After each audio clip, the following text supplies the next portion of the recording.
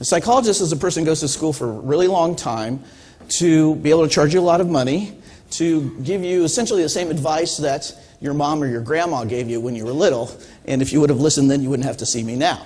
You know, even in the workplace with appreciation, we can't always get what we want.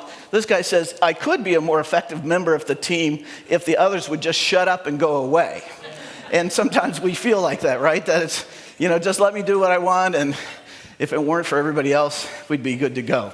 We make mistakes. We screw up. We make a bad call. Whatever. Does that mean we cease to have value as a team member? I was doing some training with a group, and one gal says, so do we only, before we had talked about this, she said, do we only give recognition when people do it right?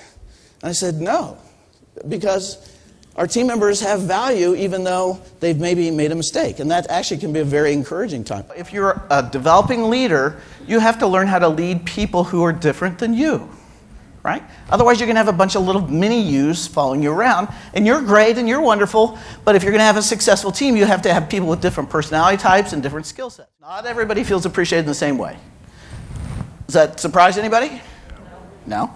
However, if you look at how you or I act, often we do the same actions, one or two, for pretty much everybody.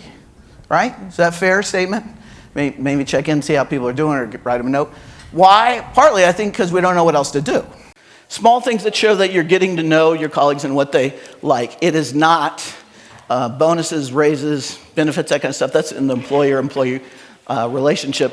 It's just really personal kinds of things. Now, what do you think is the most common gift in the workplace? Gift card is number 2. Chocolate? Who said that?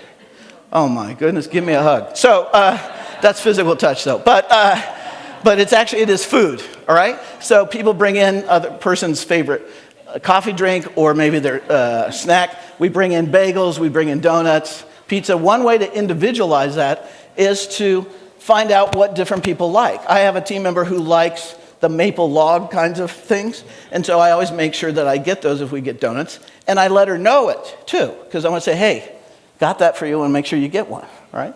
So it is food, it's chocolate. I would sometimes work in the sort of the Northwest, West Coast where people are very health conscious, and I say, do not bring in rice cakes or celery and light ranch. That is not encouraging to anybody, all right?